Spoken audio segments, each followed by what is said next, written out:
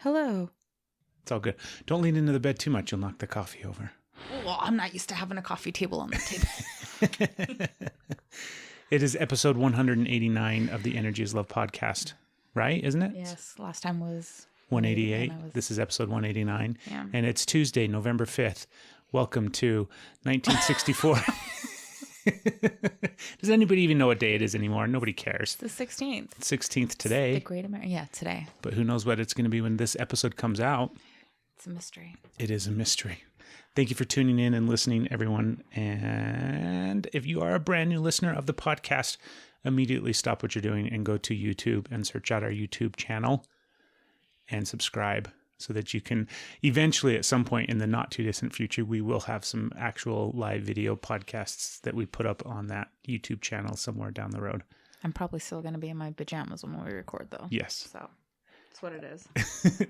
In the meantime, go to energyislovepodcast.com.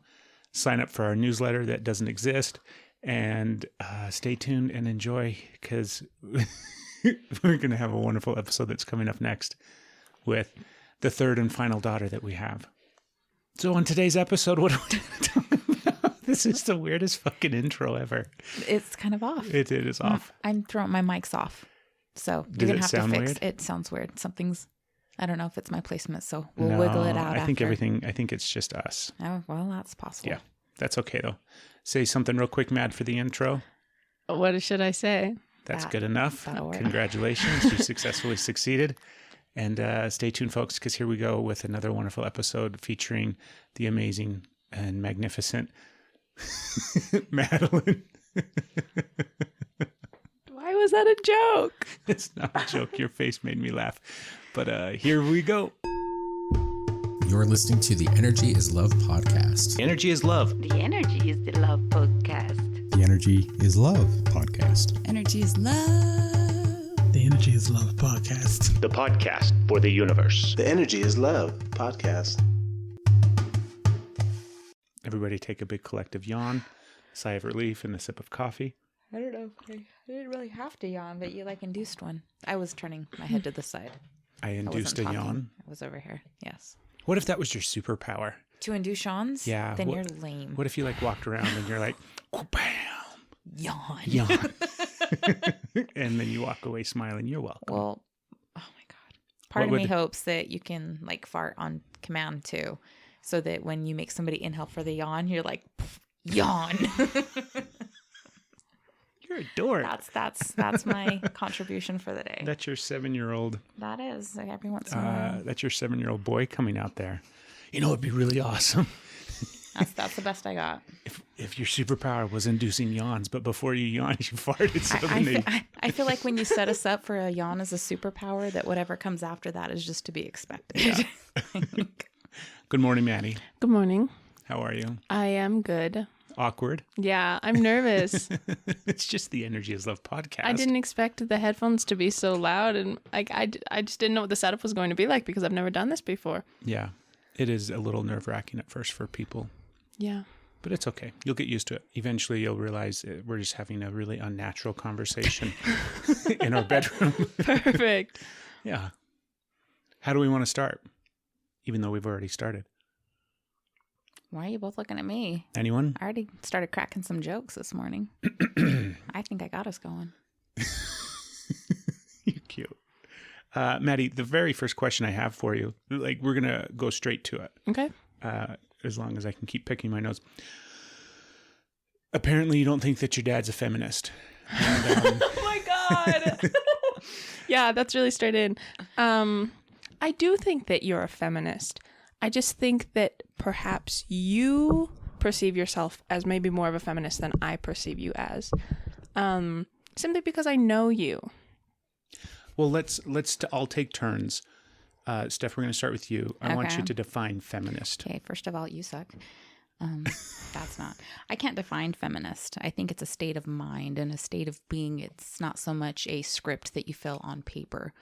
It's, I don't know. I get confused on that because I'm very much for equality of women, and they should be not objectified. And they shouldn't be starting off behind because you're a woman.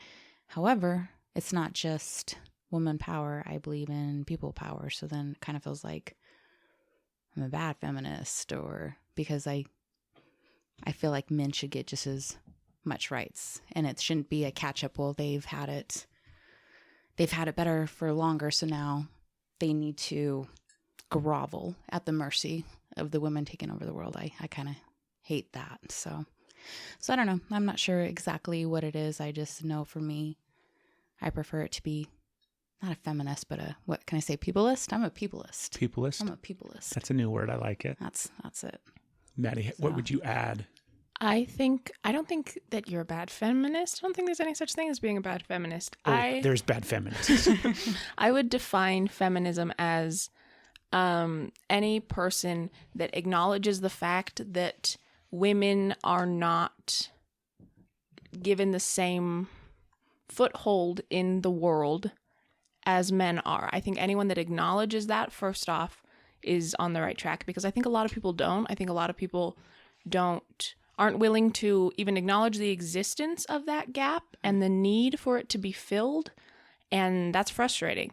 But I also think that a feminist is not only someone that acknowledges that gap, but is also willing to do what they can in their day-to-day life to close it for themselves if they are a woman, for the people that they know that are women if they're not. And I don't think that you have to be an activist to be a feminist. I don't think that you have to read texts on feminism or go to rallies, even though those things are great. I don't do them often, so I can't say that you have to. I think it's just about knowing that as a participating member of the world that we live in, you have to be willing to help other people succeed to be a feminist. And I don't think you're a bad feminist, Stephanie. I don't think that makes sense, because I think that that's part of the bad rap bad rep, doesn't matter. Rap. That feminism, that feminism can get, because I don't think there's anything feminism to me doesn't mean closing the gap and then taking what was rightfully ours from the start and becoming the superior power.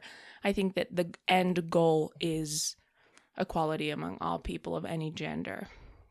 So I think you're on the right track. I think it is perfectly stated. I like that. I'd like to see more of that. I feel like it's, from what I've witnessed, it's... So if that's your definition of Maddie, of a feminist, then explain to me how and why your father does not fall in line. Remind me, because you cited me as saying that you're not a feminist. Remind me of what we were talking about when I said that. Oh, I remember. I think I remember. Go ahead. No, I don't remember. So I think we were talking about Fleabag, about that TV show. That's right. Yeah, you said I wasn't going to be feminist enough to appreciate And it. I stand by that. I think that is true, because I don't think that like Fleabag is television for women and only women can watch it. Sure sounds like But it. I think there are parts of it that you would not, I don't know. I think there are parts of it that address issues that maybe you would not, that you don't see, that you don't have to see. And so you wouldn't get the comedy of them, and you wouldn't understand the importance of them just because you've never had to be affected by them, which isn't your fault. You know, there's nothing wrong with having been a man since the day you were born, but it just makes some TV less enjoyable, I guess. I'm so excited. I know, you threw your toothpick down and everything. I'm so excited because there's so much that we just suddenly get to talk about right off the bat. Entertangent. That's like entertainment, but instead you're just watching a bunch of tangents. I think it's Entertangent Time. That's really what your guys' podcast is. Entertangent. We like to make up new words, so we're less than 10 minutes in, and we already have peopleist and entertainment. So, Maddie. Yes. Explain to me, what are some of these things that I like, not necessarily from Fleabag. First off, Fleabag, Emmy Award-winning series on Amazon Prime. Go watch it. Apparently you have to be a feminist to enjoy it.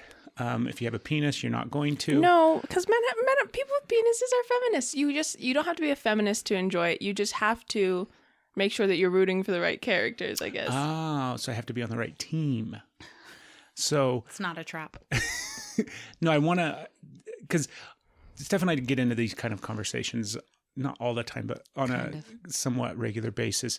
And one of the biggest things that we try to do, Miha, is we try to separate from the mindset of male or female, man or woman, and look at it from a perspective of just simply a person and from people, right? Yeah.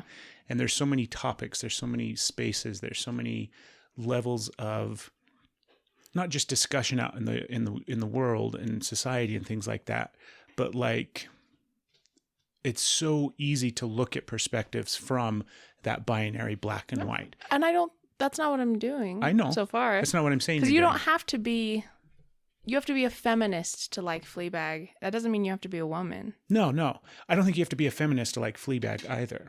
Maybe you do. Maybe I amend when I said that you didn't. I think perhaps you actually do. But in my head, what I'm spinning with right now, thank you for the coffee, sweetheart. Thank you. There's certain situations that I think women think that a man can't truly appreciate or grasp or understand simply because he's a man. Now, that's absolutely true. That's 100% true, right? But that doesn't mean I can't have compassion for that experience or for that situation. That doesn't mean that I can't have some level of understanding of it. And the same goes for the flip, right? For men. Men have experiences that women can't even begin to grasp and understand.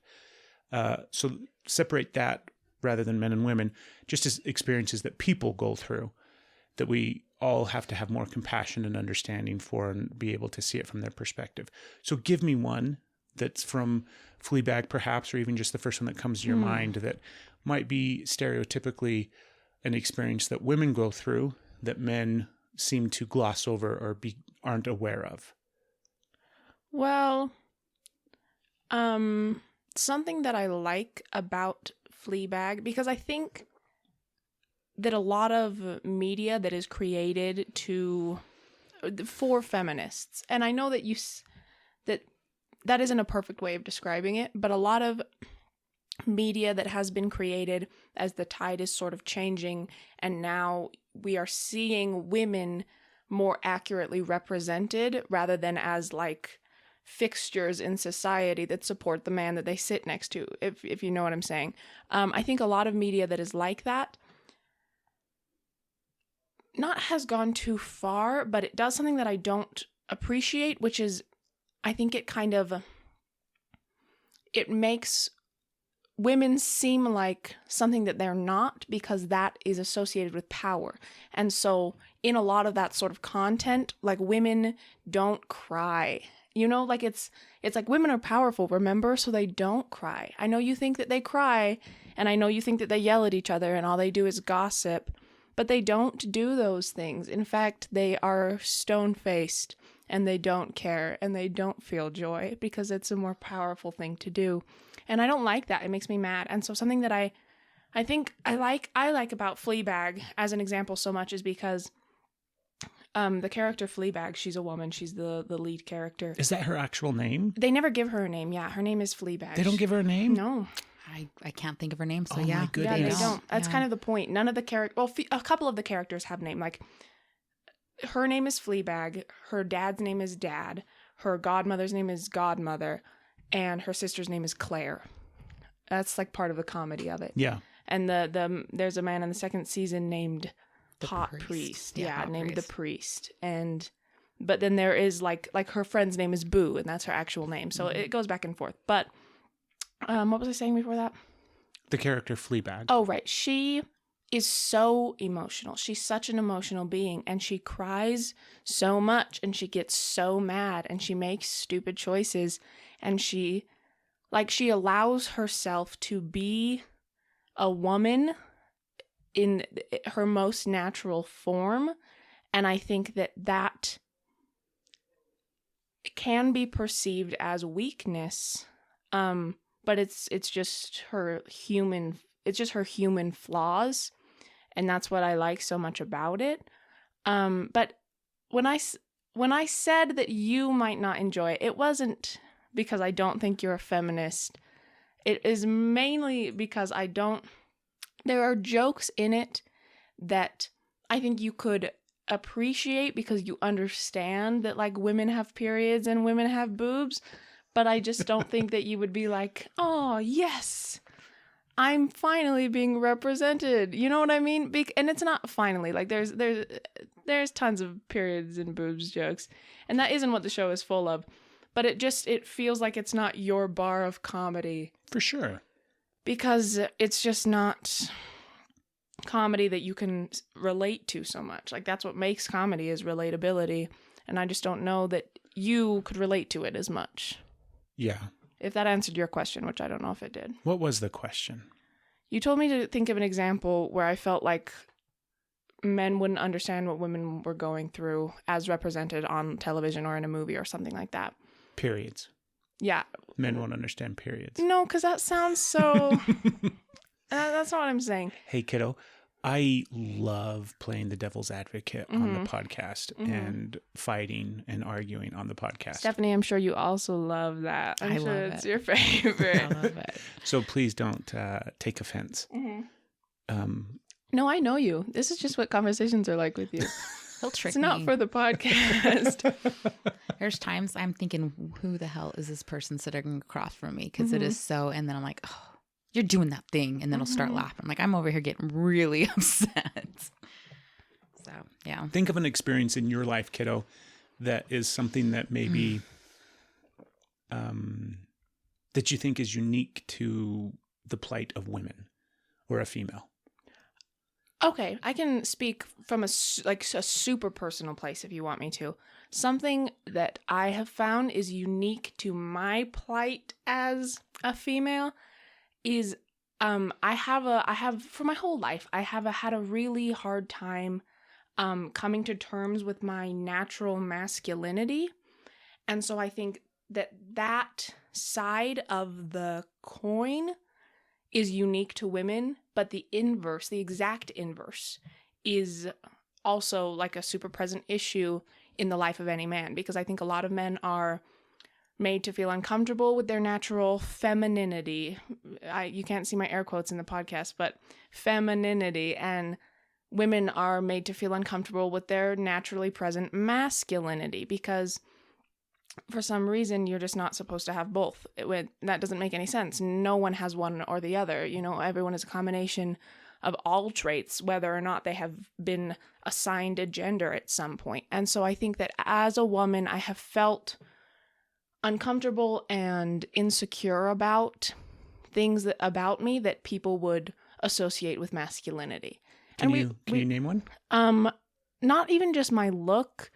I look a lot like you. I look a lot like my dad. And Drop dead gorgeous. Yeah, sure. Devilishly handsome. And that's the problem, is that my dad, you know, he looks like a man. He's a boy. He's a boy guy. And I look a lot like you. And people tell me that a lot of my life. And I don't hear, when people tell me, you look exactly like your father, I don't hear them saying, and he's handsome and he's strong and he has this great hair and he has beautiful eyes. I hear them saying, you look like a boy. Like you, and I've had people tell me I look like a wrestler. Like I look like a female wrestler. And I always say to them, oh, my dad actually used to be a wrestler. That's so funny. But then inside of my heart, I say to myself, told you so. You know, so I think that is something that I am regularly frustrated by, especially as a teenage girl, because when you're a teenage girl, it matters so much more. And I can see that, I can feel that, but unfortunately it still matters that much, even though I know that it matters that much, in part because of my age. And so I will not be comfortable in my own skin for, I don't know, a long time more, and maybe never, but it still feels that much more. So I am regularly frustrated by that as my plight as a woman. Steph, can you think of anything that is typically associated with the masculine side of a person that you have felt shitty about that you have? Yeah, like I'm the exact opposite of Maddie's description. Because the way I grew up was you needed, like, men were the goal. That's who you had to impress. You had to have that work ethic. You had to be hard. You had to be strong. Everything that my family did was very physical. So, like, it was like even the emotions, or don't show the emotions. Don't cry. Don't let them know. Be strong. Keep going. So I would struggle with the fact that I wasn't masculine enough. Like, even the girls that were the tomboys that's what you needed to be. And that's where, I don't know, that's where it seemed like the love went. And I'm much more feminine than that, but I tried so hard to hide all of that because that made me weak. Being a woman, being feminine made you weak. You had to be strong. You had to empower that masculine energy. And it is not my strong suit, but God, I tried. To embody the feminine? The masculine. The masculine? The masculine. Because then I was also my own protector. But, so that's so strange it's neat to kind of see that opposite, but it's so unfair, right? Because it's like, I feel like you are expected to have a combination of both that is nearly unattainable. Yes. Where you have to have, like, the power and the sternness and the literal physical ability to bench and, like, the endurance, and, like, you have to have those qualities of a man, of what people associate with masculinity, packaged within your microscopic, nearly invisible feminine body. You know what I mean? That is probably the best way I've ever heard it described. And that is impossible. It is. You can't be. You can be, and but it's like it's not fair. Human beings aren't like that. You can't have a perfect combination of the traits of all people. And I don't know that men get an exact inverse of that, in the sense that they have to have, and it's a bad thing, but I think that men's masculinity doesn't always have to be so nuanced to include the softness of what people perceive as femininity. And so even though I think it should, I think that it doesn't. And that type of masculinity isn't always called, like, greatness. And so it doesn't seem so impossible to embody, if you understand what I'm saying. I understand what you're saying. I don't agree completely with that. I think they do have the complete inverse, as to where they must be masculine. They must be the powerful. They must be the protector. And they must be caring and nurturing and understanding, but not too much. Because if it's too much, then they lose all credibility as a man. Right. So I think that they do also dance that fine line. But I think, I don't know, because I'm a woman, so I could be completely ignorant on this. God, I wish we had a man here that we could talk to. We're going to. I think where it's easier for a man is because if they completely throw themselves into their masculinity 100%, it seems like they're rewarded for that, as to where if a woman throws herself into either of her traits, it's at a fault. Yeah, see, that's what I think we're kind of saying the same things differently. Yeah. Where complete masculinity is like, whoa, powerhouse over here, like what would real that be? beefcake. What would that look like? What is complete masculinity? What is a man It's embracing? not a real thing, I don't think, but it is. There's an idea of it that people expect at least an attempt to be made to meet. I see that. I know what you're saying. And so I guess it's like the alpha male, the stereotypical alpha male traits. Right. Okay. I feel like you're getting ready to throw No, down. not at all. Not at all. No, you definitely are. You're folding your arms and you're sitting back. It's not like we know your signs. Like, it's so hard because I'm tired of these conversations, but I'm not. At the same time, I'm tired of the separation of this is a masculine trait and this is a feminine trait. And men have feminine traits and women have masculine traits. And the goal is to balance each of those within a person. Yes, 100%. That's the goal, right? We all have these things. I am both masculine and feminine. You have an incredibly feminine father. You have a father that is I know, yeah. incredibly in touch with those feminine traits. And Steph, you didn't tease me. It wasn't like you weren't poking fun at me or something like I that. might have been. You could have been. When we were watching Les Mis the other night, Steph was like, I don't know another man that likes I wasn't musical poking fun at you. theater as much as you do. Yeah. And I'm like, yeah, I totally know. And I'm like, I'm You starting. got me into musicals. Grease was my limit when I met you.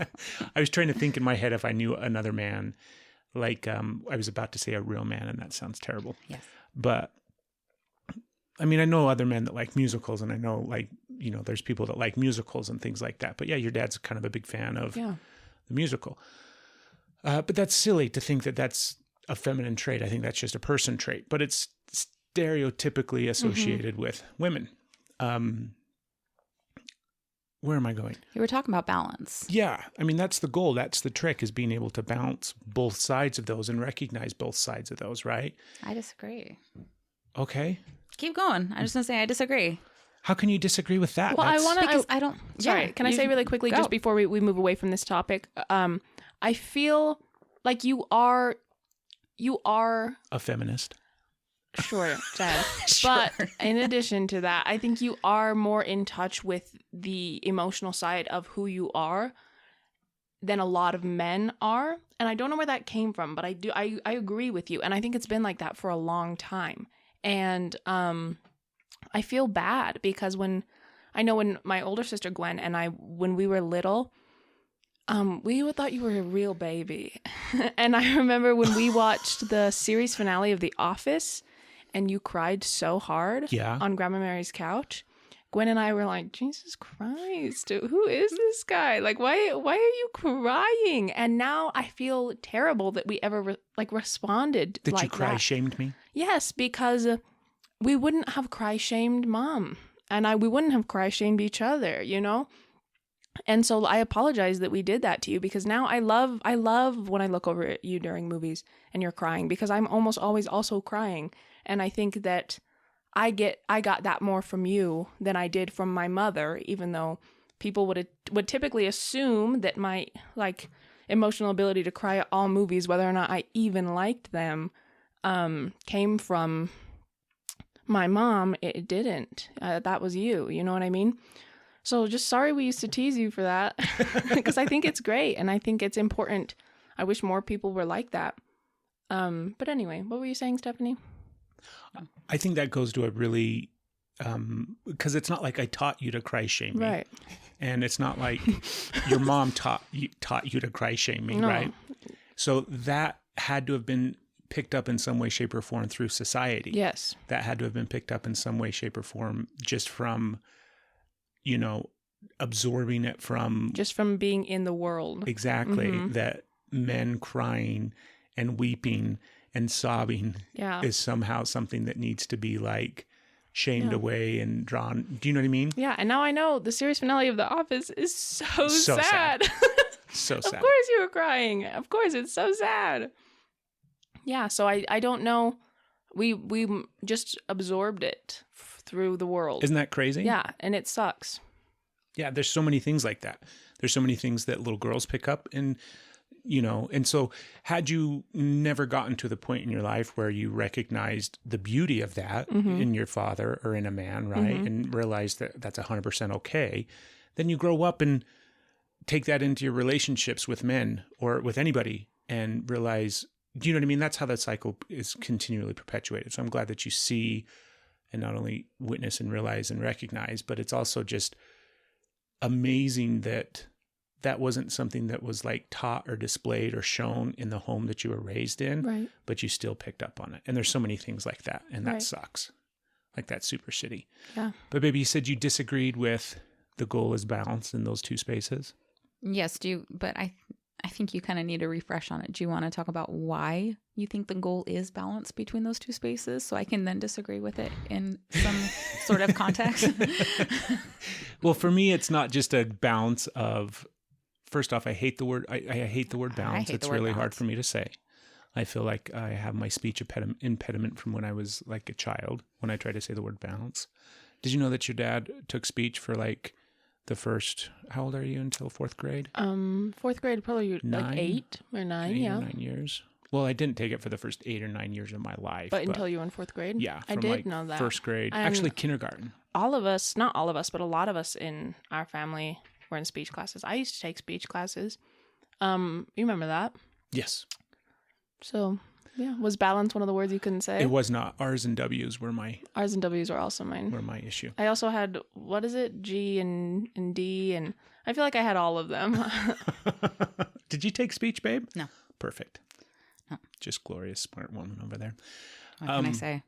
I still don't know how to speak. Maybe I should have. That might have been a useful situation. It's not just the balance between masculine and feminine that I think is the goal. I think it's just balance across the board, across the spectrum in life in general, right? Yeah. But we're talking about the space of masculine and feminine traits. Mm-hmm. And I mean, if I was fully alpha male all the time, you guys wouldn't like that. It would drive you nuts. Nobody wants to live with that guy. That guy's a dick, right? I don't know if we would live with you.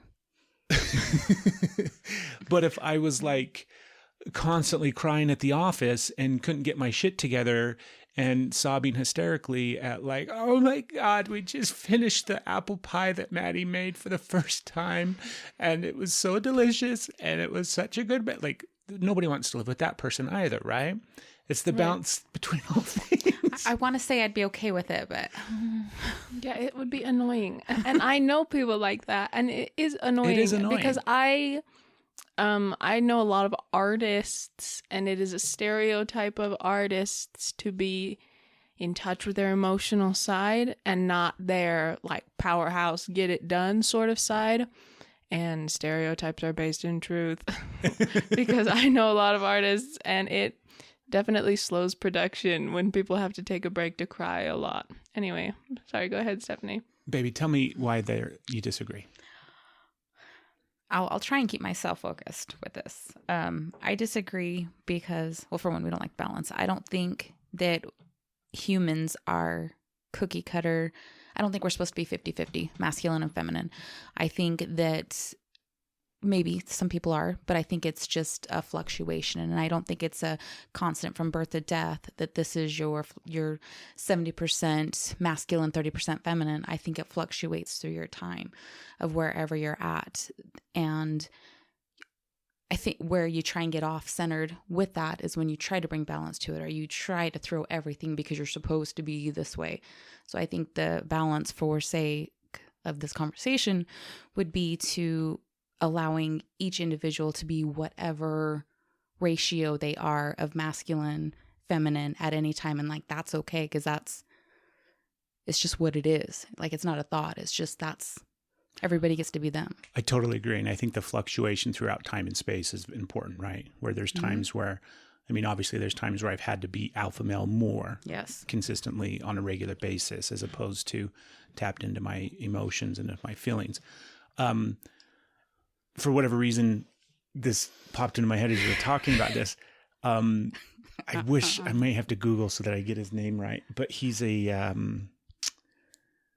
commentator on like figure skating, but he was one of the people that was interviewed in the Schitt's Creek special finale thing that we watched. And I think his last name is Weir or something like that. Okay.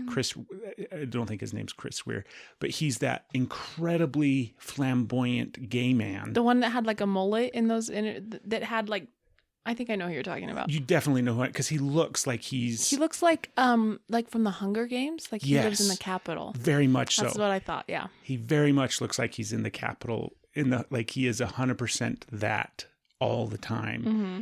Johnny Weir, I bet you that's his name. Okay, Google. I'll look it up, Dad. Well, somebody needs to show me a picture because all I can think of is Joe Exotic. Johnny Weir. I don't know why. It wasn't him. According to Wikipedia, this is totally him. Weir is an American Can I see? skater, Oh, fashion designer, all right. and Yeah, that's him. television Yeah.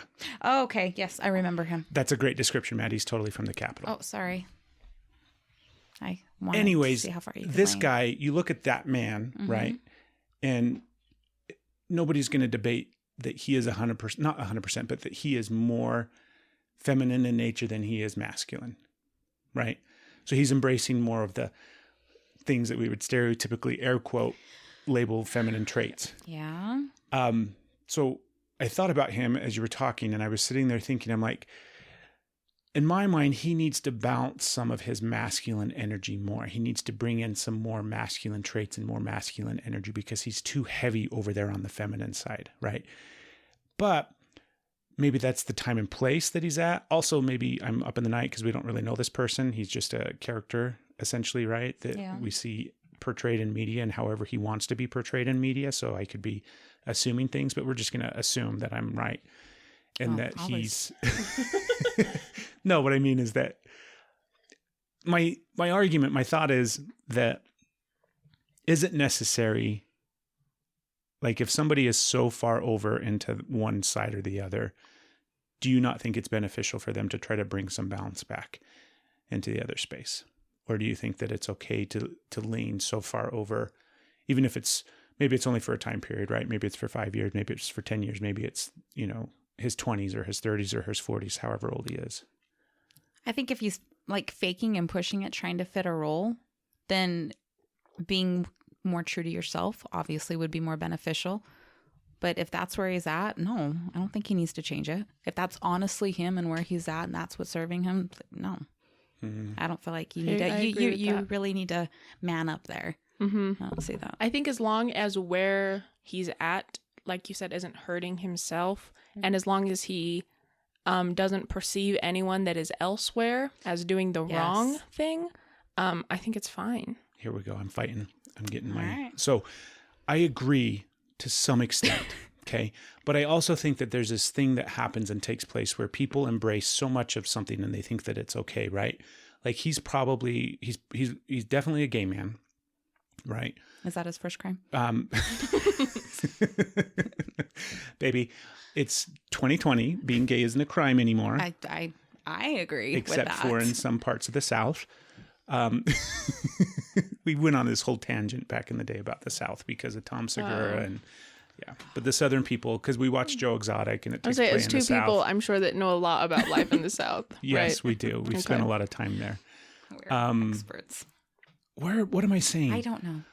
You were agreeing to some extent. I think sometimes you can't see what you can't see because you're so deep into where you're at. So I think Johnny Weir would benefit from some masculine energy in his life and embracing it and bringing some balance rather than to the extreme that he's living right now. And maybe he's not. Well, he has it. He is chock full of masculine energy. It looks different for him. You know what I mean? Because he... And I think I don't need to say again, like, this is just as far as people have labeled all traits as feminine or masculine. I think we've covered that base. Correct. That's been made aware. I think he has it. And I think, like you said, he's a character. First of all, he's a professional figure skater. So that is skates super gay. He needs to fill, or as far as he's concerned, and as far as everyone's concerned, that's a character he needs to play. Correct. He is an out gay man, and he's an advocate for gay rights, which means that is a role he needs to fill. He's a television personality, so he's known as like he's loud and he's funny and he has crazy stuff to say, and he dresses like that, Jesus, like that is his look. You know what I mean? And I think that... So we are not seeing the full story for Johnny Weir, wherever he is right now. We love you, Johnny. You are just seeing that part of him. But also, I think that who's to say whether or not he is perfectly tapped into typically masculine parts of his personality, because they would look different on him because he's a different person. So the fact that like occasionally he doesn't put on basketball shorts and yell at his husband, like that doesn't mean that he's not tapped into his masculinity. It would look different for him. You know what I mean? I have basketball shorts on right now. She threw in there though, yelling at his husband. So I don't think she was. I need to get one so that I can yell at him. I would say he doesn't get a wife occasionally to be a man. Can I have some choice in your pick? It's not going to be Johnny Weir. Okay, Matt, we're going to transition topics. All right, I'm ready. What is something that you don't know about us that maybe you want to know, or a question perhaps that you have? And then inversely, what is something that you think we don't know about you that you would like to share. Okay. And you can No pick pressure. which way you go first. I think this can be a question for both of you. Because I am your guys' child. I am your daughter. So I have a maybe not a childlike question to ask, but a question that I'm definitely curious about because I am your kid. What is your least favorite thing about being a parent? And you're not allowed to tell me like, oh, but there's a beautiful part. Like there's a beautiful side to it. I love, just across the board. What is something about being a parent that you didn't expect or maybe you did expect it and you were like, I'm going to have to live with it. And then you were right and it sucks. Great question. Do you want to go first, babe, or would you like me to? I'll go first. Let's hear it. How little control you have over making lives happy. Like there's zero power to fix problems. Like you're supposed to be able to fix everything, and there's zero power to fix so many problems. You're just like helpless and watching their pain, your pain, all of your guys' pain, and you can't do anything about it. Like that sucks. That is the worst thing. Yeah, we had a whole episode where we talked about, Steph and I have a lot of like little phrases or little catchphrases and terminology and things like that we use with each other. And as we communicate and connect, and some of them are really sweet and loving and kind of about our love story together. And then some of them are like just about life and things like that, just little catchphrases between the two of us. And one of them that came from the podcast and talking about it on the podcast and sharing it with each other is like, it's not your story, your movie, Maddie, that you're living right now. It's your movie. Mm-hmm. You write it, you direct it, you produce it, you shoot it, you film it, you advertise it. You do everything about your movie. And then periodically you write us in and you say, you guys have a cameo next week. Right. This is when we're going to need you to show up. Mm-hmm. This is the scene that you're going to be in. And here's your lines. And if we try to ad lib, or if we try to like rewrite the scene and we're like, we don't really like the way this one's shot, you're like, then you don't get to be in the fucking movie. Yeah, you write us out. We're done now. I'm the director of this shit. You need to pay attention. Yeah. And it sucks. It's horrible as a parent to realize that it's not your movie. And there comes a certain point, and I don't think we realized that. I didn't realize that when you were born. Yeah, because when you're a baby, you are an actor in someone else's movie, I guess, until you like gain free will and sentience. Yeah, you're totally. Not that babies aren't sentient beings, but you don't. I mean, we didn't realize it from an I hate it. early standpoint. It's not until you get to a certain stage where it's like, oh, I don't get to say anything about any of this. I don't get to control any of this anymore. That's a piggyback answer, though, Dad. Oh, I'm not done. So I'm just. what's your thing? You agree that sucks, right? What's your thing? I apologize. I at least want to get two things out of this. I apologize, Miss Madelyn, that I went off script there. I did not mean to. Please do not write me out of this season. I have a huge list of things that suck about being a parent. Because it sucks. It's way harder than I thought it was going to be. It is. Yes, of course, the caveat is it's beautiful, wonderful, amazing, and all that kind of shit. But I already know all that stuff. Yeah, and it's true, right? Yeah. But it's miserable. It's miserable for big swaths of time. Mm-hmm. When the kids are little, it's miserable. It's hard. It's challenging. It's all encompassing if you do it right. If you half-ass it, then it's not that big of a deal. And it's not all that encompassing because you're half-assing it and you don't really care. But it's so hard. It's so hard to... What did I not realize? This happened... Fuck, I don't know when this happened. It was semi-recently, within the last year or so. Last year, like 2019, was like incredibly hard for us. And maybe it came through in that space or time. But I shouldn't speak from that perspective. I love my children deeper than I ever thought possible. And the flip side of that depth of love that exists within me is a depth of pain and suffering and sadness and hurt that is the yin and yang of it. And I didn't realize that. And nobody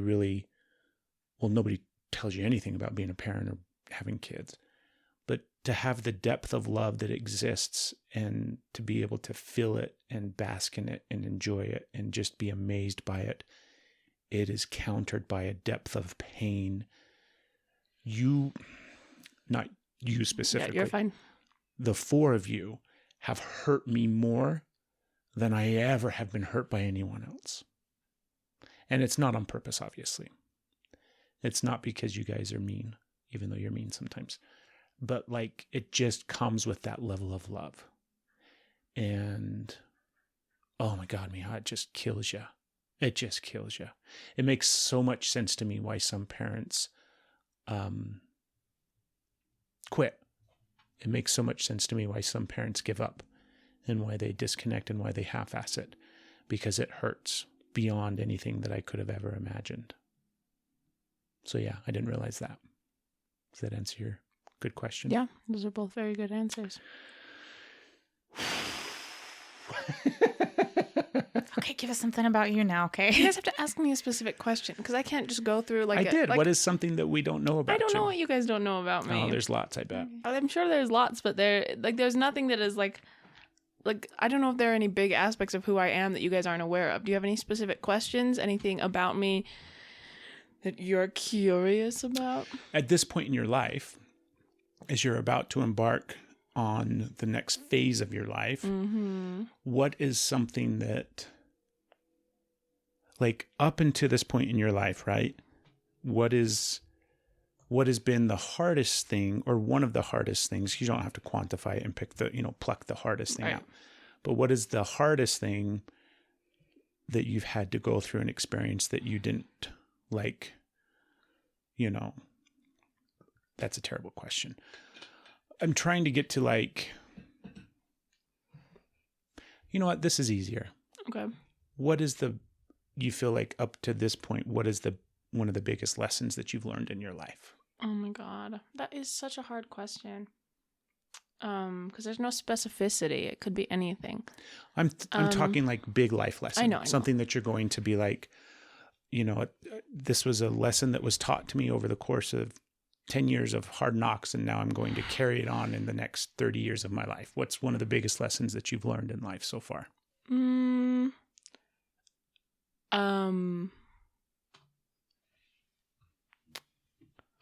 I have, and I don't know, part of being the age that I am, part of being 17 for me is that I don't trust myself on anything. Like, any statement that comes out of my mouth is subject to change by the time I'm done speaking it, because I can't trust myself to come to the right conclusions, and I can't trust my experiences because they are so few. So I don't know, like, anything that I feel, I don't know if it's real. Like, I don't know if it is legitimate in the grand scheme of time. So, like, right now, in 17 years, what's been good, what's been bad, what's been hard, what's been easy, who I've loved and who's made me upset, all of that, I know that, like, 5 years from now is going to be insignificant. So to assign it significance right now is a really difficult thing for me to do. And so to say, like, what the biggest lesson that I've learned so far, it's so hard because I don't trust my own judgment about the things that I've gone through, because I know I perceive their insignificance. So, I guess, one of the bigger changes in my recent years of life has been going to a new school, which you guys know.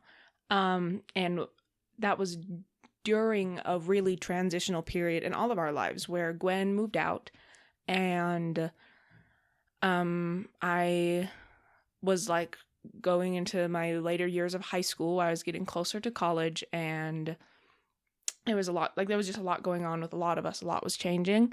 And during that time, I went through like a brief struggle. It wasn't brief. It was like a year and a half long. My first year at the school that I go to now, I totally lost my identity as a person with like qualities. Like I didn't know anything about myself, because everything that I had known about myself, I was forced to realize was a product of what other people assigned me. So at in Grantsville, at the schools I'd gone to in Grantsville, I was really nice. I was shockingly not Mormon, which was big and funny for a lot of people, because they were like, "But you're so quiet and you're so like well contained. How could you not be Mormon?" And it was really frustrating for me. And like I knew I was really smart when I was at Grantsville. Like the things that I knew about myself were because other people had told me they were true. And when I got to my new school and no one knew me, no one knew anything that had been told to me. And so I realized that I couldn't make them know those things. Like I suddenly was like dropped in among all of these people with personalities that related to each other, and I had no idea what was true about me. And it was super bizarre, because like I would open my mouth and be like, "Oh my God, what do you even say? Like what am I?" I just had no idea. And it's a super high school thing to be like, who am I? But I didn't realize that it was that extreme. And it became even clearer to me when I would go back and spend time with my friends from Grantsville High School, and it stuck. And that sucked, because when I got back with them, I was like, oh, it'll be easy again. And I'll just fall back into the person that I was when I was with them, relating to their friend group, and that will be fine. And when I got back to hanging out with them, I was like, oh no, that means the change was in me and not my environment. And so I think from that experience, from eventually like finding my footing at my new school, as I was obviously going to eventually, and making friends and becoming more of a person again, I think the lesson that I learned from that was that in order to, I guess it's too general to say just to go through life, but in order to like make my way as an adult, I need to nail down the things about myself that I like and that are true, or I am not going to be able, like, I'm not going to be able to do this. I'm not going to be able to like, to live on my own, to like work on I'm not going to be able to do this if I don't have a me defined enough that I know is true. And I need to separate myself more from what other people perceive about me and what other people tell me is true, or that's going to keep happening. So when I go to college, fingers crossed this fall, God knows now, but when I go to college later this year, I need to have those things. I need to know what I am bringing with me, so I don't have to spend so much time floundering and redefining myself again, because it was really hard and it took a lot out of me. So I think that was a big lesson. It was a big lesson that I had to learn. But I don't know. I didn't learn in the meantime exactly what those traits are. I just learned that I better figure it out, I guess. That plays right into my question. That was such a long answer. That was such a good answer. But I think you kind of already said that you don't know it. So I'm hoping that the way I asked the question, this is the question that I had right from the beginning, will help you answer that. Okay. Because mine was, where are you the most happy? Where you feel like the most you, or you don't feel like you're trying to fit a role for anybody, where you are the most authentically you and the most joy comes out. I think, and this, it sounds like I am counteracting exactly what I just said, but I don't think I am.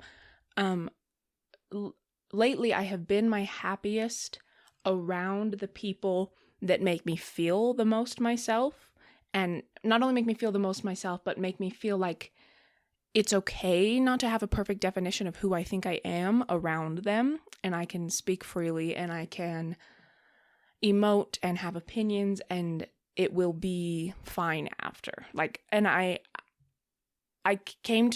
developed this term with a close friend that I had where we would talk about this sort of thing a lot, about people that are on your team, people that are your teammate. And so when you suck and when you are mad and you're mean and you feel like you're not funny and you're not valuable and you're just having a weird day or a weird week or a weird year and a half of your life at a new school, they are still going to be on your team after, and they're just going to take it as it comes and be like, when it's over, they'll be like, you're right, it did suck. You were weird and it sucked, but it's cool.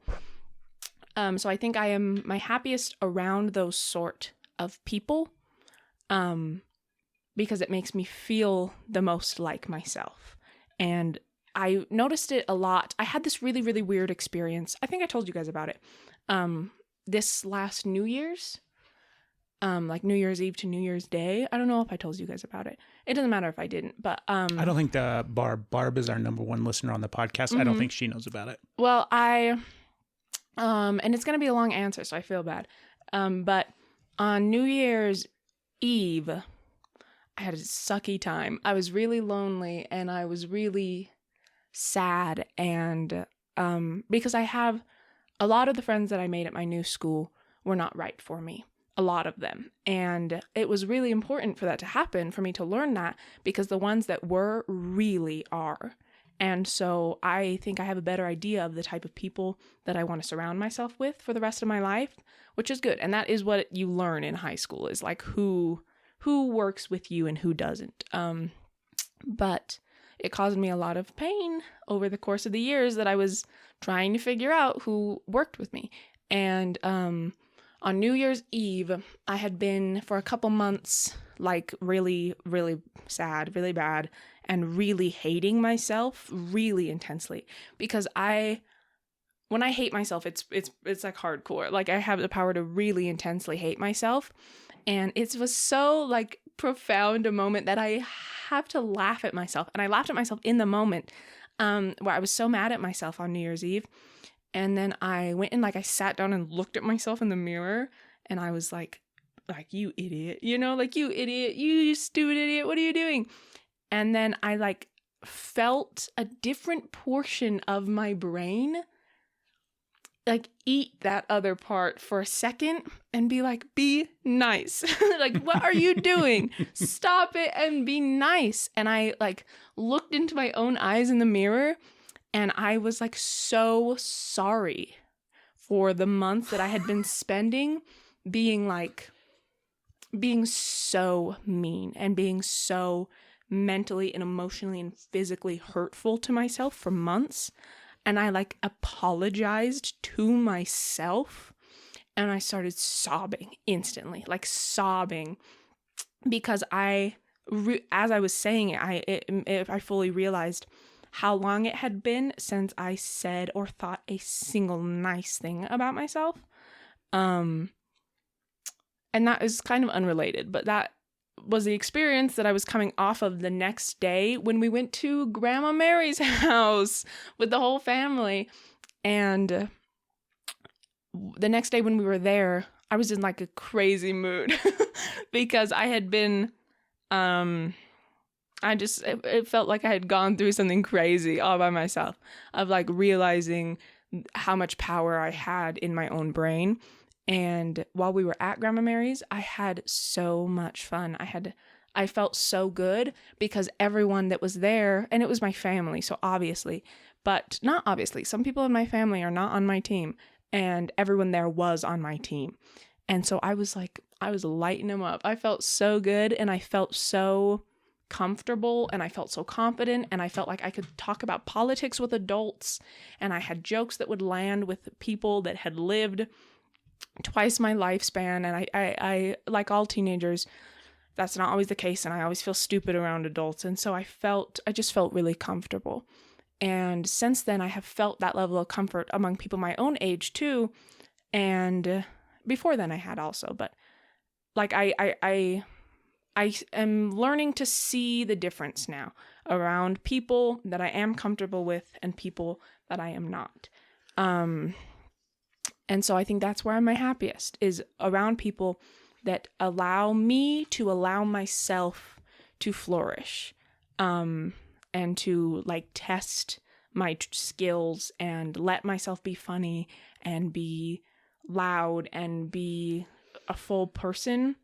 I'm my happiest around a group of people that makes me feel comfortable doing that. What are you laughing at there, Chuckles? I'm laughing because I'm sitting over here feeling incredibly inadequate. I'm like, put that in a bottle and sell it. What? That's impressive. Like, people are trying to figure that out. And I haven't figured it out. No, what you just said, oh my God, you just did some deep mirror work. That was just, I'm over here, I'm like, yeah, I still don't know how to talk nice to myself in a mirror. That was incredible. Yeah, and I still do it all the, like, but I catch myself doing it. And this is something, this is a crazy thing. You're on the right podcast. For like, I used to punch myself in the face a lot, like when I was a grown up. You're welcome for that, by the way. I know. But like I was like a full grown adult, and I was perceived as a full grown adult. Miha, and I would last week maybe. Yeah, punch myself, like throw a real punch, like a right hook right across my face. We're laughing somewhat behind the scenes as an inside joke because I gave Madelyn that trait, not because I punched her in the face or hit her. This is how you make it better. But no, I'm very well acquainted with punishing yourself with physical pain. And it's not like it doesn't sound. It's not so sad. It's funny because it's anger. Like it's real anger. Like it's not like I'm like I am like, you deserve this punch right now, and no one's gonna give it to you, so you gotta give it to yourself. But I used to do that a lot, and like I would go through like periods of my life where I was doing worse, but I would do it more often. Mm-hmm. And like 3 weeks ago, I was really upset, and I was like, once upon a time, I would have punched myself in the face right now. And I'm not going to punch myself in the face right now. I have no impulse to punch myself in the face right now because that would be mean. Why would I do that? So I think it helped a lot, but it wasn't like I'm still super mean to myself. I'm still my worst critic, like everyone is, and I'm still really hard on myself, but I'm getting better at catching it and changing it. I think because of that super bizarre moment I had, where for so long I hadn't been doing that. That's powerful stuff, Miha. So many things. Go ahead, babe. I'm sorry. I remember a couple of years ago, and I don't know what started the conversation or what happened, but you just announced that you decided you knew something you wanted to do with your life. You wanted to do a TED Talk. You said, I don't know about what, but I want to do a TED Talk. I think you just like did the best opening segment to that. You should totally do. Like, that was awesome. You think? Oh yeah, you got it. Since then, I think I've decided what I would do my TED Talk on. Yeah. What is it? I think I would do it about women in comedy. Nice. Yeah, because I've given myself like that shower TED Talk 1,000 times, and at the end I'm always like, that was so good. Like, that would really change people's opinion, man. That was really good. Women in comedy. I've got some strong opinions about that, especially considering I'm a feminist. Right. But Stephanie and I watch a lot of comedy. You do, which I think is awesome. I think it's like, there's a lot really cool. of really bad female comics that are doing nothing other than perpetuating shitty stereotypes and things like that. And then there's also the flip side of it. I don't want to go off on the tangent of women on comedy. But it's almost like that okay, fine, no tangent then. Yeah, because I had something to say. Well, there's lots to say there. Well, I have like a TED Talk duration of things to say. So. Exactly. All right, fine. Like, we can start at Hannah Gatsby and work all the way to... We can't start at Hannah Gatsby because you can't start off as Hannah Gatsby and get anyone to even acknowledge you. You have to start off like this to even get people to look at you. It's about the fight, and it's not their fault when they're doing it wrong. I think we have... It's not their fault. Podcast too. Have you ever listened to any of Nikki Glaser? No. Oh, God. Is she bad or is she good? Well... Sorry. Okay. We went off on it. Bring it back. I'm sorry. Nikki's got some great comedy. I'm sure she's touted as a really good female comic, or just as a comic, right? Who gives a shit if you're a male comic or a female comic? Right. But I think Nikki's probably doing some disservice to women out there. Yeah. And I'm sure there's people curious. that would argue otherwise, that she's... Anyways, we'll go down that rabbit hole, and I don't want to. I want to recap what you just said and consolidate it down in a sense to teach you a lesson. Okay. One of the things that you said at the very beginning, Mihai, as you were talking about not trusting yourself and realizing that what you say today isn't going to hold true tomorrow, and that what's important today isn't going to be that way 5 years from now. That itself is a super important lesson to learn in life, because nothing stays the same. Everything is continually changing and evolving. And that's an important lesson, I think, to realize and to recognize that, it's as basic as everything dies, right? Everything eventually is going to come to an end. All good things eventually end. All happy things eventually turn sad in some way, shape, or form. All sad things eventually turn happy. The coronavirus shit that we're dealing with right now is miserable and hard, but there's going to be beautiful lessons that come from it. And we've already started to see some of those as well, right? So that's an important lesson to carry forward in life as you proceed and as you go. And I know you know that, but that you basically explained that super important lesson that you've already learned at 17 years old.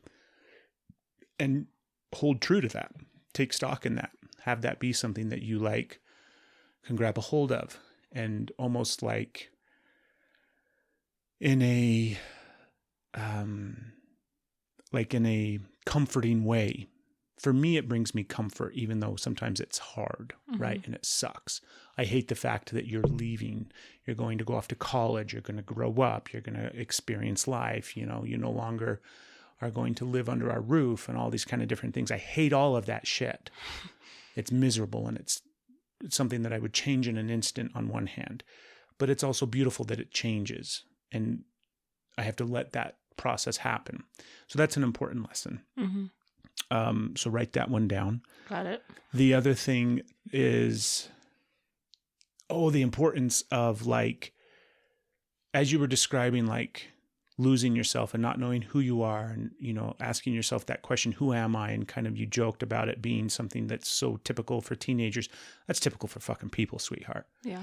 That's typical for people all the time at every stage of your life, because you will continually ask yourself, who am I? Because what you use to make up who you are changes all the time. And so it's like you almost every 5 years, you're reevaluating, who am I? Because your life has changed and your experiences have changed, and the people that you surround yourself with change. And those are the things that we make up who we are, is by these outward type, like you said, everything that you described yourself as who you were was given to you by people and the way that they perceived you. And that is something that will continually happen over and over and over and over and over again in your life. But the thing that I think you are getting at, and the thing that you're trying to figure out as you go on in life, and as you realize, here I go off into college and into adulthood, and if I want to be successful, and if I want to be able to do so with some grace and some confidence, I really need to have a solid set of morals and what's important to me and who I am. And I would agree completely. And I would recommend that those base set of morals and what's important to you really only have to be super simple, easy, maybe 3-4 things that you just clearly identify and hold true to. So that's where I want to go next in the conversation. Okay. You beautiful woman of mine, what is one of those base morals that is important to you, that you carry regardless of the continual evolution of your life and questioning who you are? What is one of the things that you hold on to that is the lesson, the trait, the moral that is kind of like a compass, your north, south, east, and west? Let me extrapolate further and continue to elaborate on and on with more metaphors. I appreciate that. Go ahead. I'm not always great at practicing it, but it's something that I believe, and it fits in, is that that's what she said. You suck. It's so good, though. So good. I'm glad you learned that from like 12 seasons of The Office that Yes. ended in tears. Yes. Thank you, Michael Scott. It never Okay. fails. Okay. Let's see. Okay.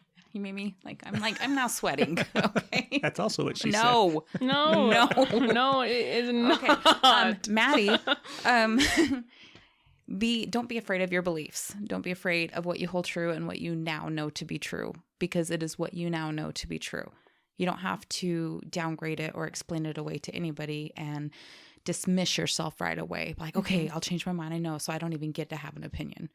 Like, you get to have an opinion, whatever it is. You get to have beliefs, whatever, and you get to hold them and they get to be powerful for you. But be open to new information and letting that change and letting what you thought you knew evolve to something else. And that doesn't mean that you were wrong before. It just means that you have more information now.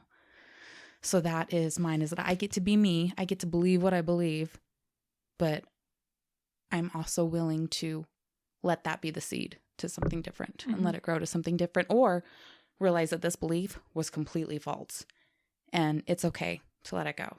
I wasn't stupid for having it. It was my belief. It served its purpose, but I can let it go. It's a good one, babe. It's really good. Yeah. Do we want one from me now? Yeah. I'm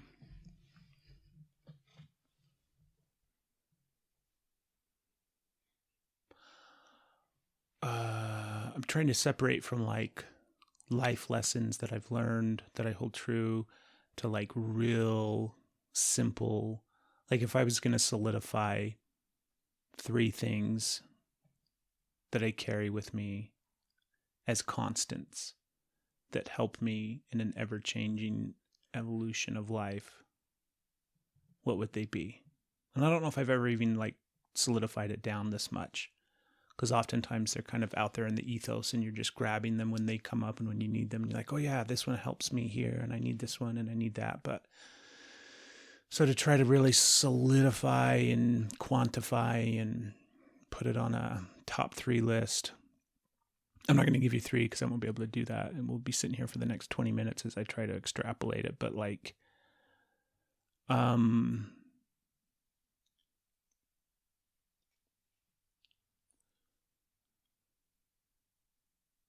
think like just super simply put, because of all those things of like, you know, the life or the world is always constantly changing and life is always evolving and mixing and all those kind of things, right? All that stuff. I think like super simply, because your dad, me, sweetheart, I've gone through incredibly dark periods of my life that were really, really difficult to see through, to get out of, to find my way through. And they're not, I mean, I'm not talking like 10, 15 years ago. Do you know what I mean? They're constant to some extent. And even like in the depths of those places, like even when things are like really, really, really shitty, there's this part of me inside that is like, it's all worth it. It's all worth it. Living life for me is worth it, even when I don't want to live life anymore. Even when things are so shitty and so terrible, there's always a part of me that's like,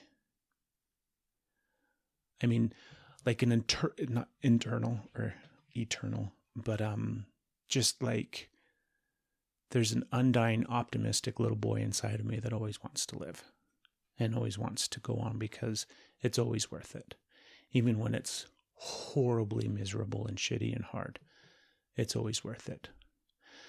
So that would probably be like the number one thing I think is like some, like we could turn that into a meme or a t-shirt in some way of like, you know, the journey is always worth the destination. That's not it, by the way. That's not the t-shirt. I know what you mean. That's though. not the hashtag.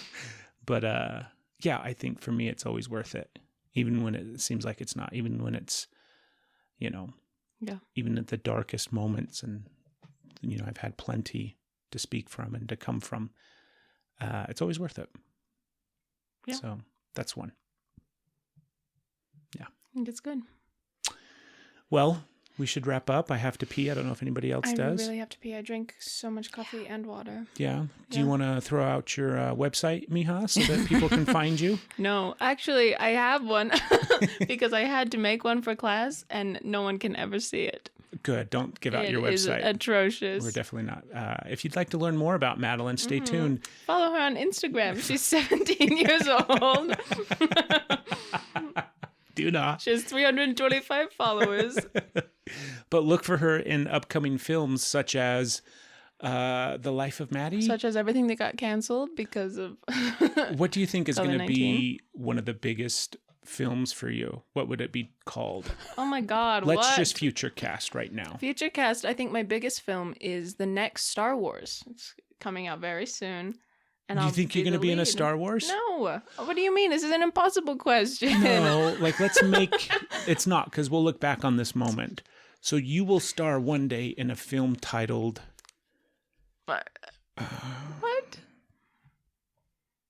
Beazle... Energy is love. I would love it if you made a movie called Energy is Love, but that's wishful thinking. That can be the title maybe of my comedy special. There you go. There you go. Then it should be Energy is love, Miha. Energy is Love, Miha. Miha. There you go. I think it's great. That is actually really good. Yeah. Yeah. Look for Maddie in a future film where she stars. The title of such movie is called Miha. Mm-hmm. Yeah. And it's cultural appropriation because she doesn't speak Spanish. I love you. I love you. I love you guys. Oh, Thank so you. Awesome. Love you. Thank you. You know, there's nothing wrong with having been a man since the day you were born, but it just makes some TV less enjoyable, I guess. I don't think that you have to be an activist to be a feminist. My dad, he looks like a man. He's a boy. He's a boy guy. I think you could appreciate because you understand that like women have periods and women have boobs, but I just don't think that you would be like, oh yes, I'm finally being represented.